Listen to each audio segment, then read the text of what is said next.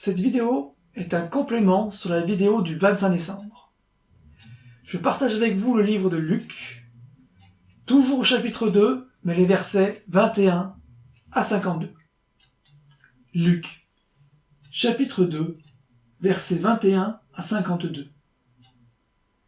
8 jours plus tard, ce fut le moment de circoncire l'enfant. On lui donna le nom de Jésus, nom que l'ange avait indiqué avant sa conception. Quand la période de leur purification prit fin, conformément à la loi de Moïse, Joseph et Marie l'emmenèrent à Jérusalem pour le présenter au Seigneur.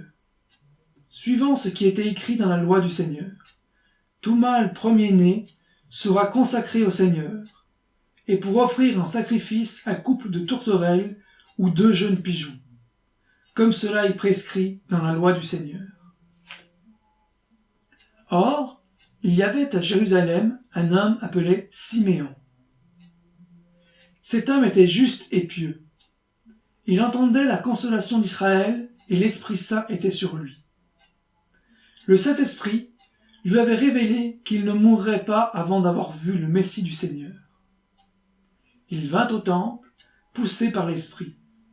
Et quand les parents amenèrent le petit enfant Jésus pour accomplir à son sujet ce que prescrivait la loi, il le prit dans ses bras, bénit Dieu et dit : « Maintenant, Seigneur, tu laisses ton serviteur s'en aller en paix, conformément à ta promesse. Car mes yeux ont vu ton salut, salut que tu as préparé devant tous les peuples, lumière pour éclairer les nations et gloire d'Israël, ton peuple. » Joseph et la mère de Jésus étaient émerveillés de ce qu'on disait de lui. Simeon les bénit et dit à Marie, sa mère : « Cet enfant est destiné à amener la chute et le relèvement de beaucoup en Israël, et à devenir un signe qui provoquera la contradiction. Toi-même, une épée te transpercera l'âme.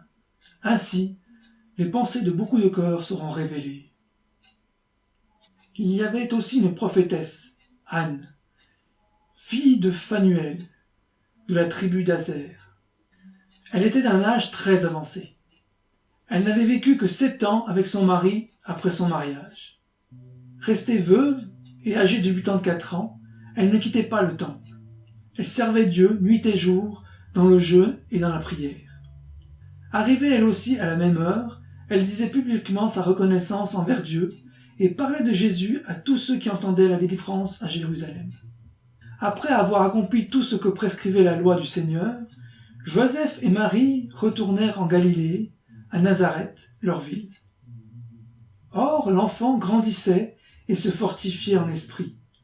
Il était rempli de sagesse, et la grâce de Dieu était sur lui. Les parents de Jésus allaient chaque année à Jérusalem pour la fête de la Pâque. Lorsqu'il eut 12 ans, ils y montèrent avec lui, comme c'était la coutume pour cette fête. Puis, quand la fête fut terminée, ils repartirent.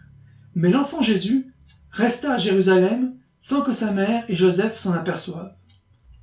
Croyant qu'ils étaient avec leurs compagnons de voyage, ils firent une journée de chemin, tout en le cherchant parmi leurs parents et leurs connaissances.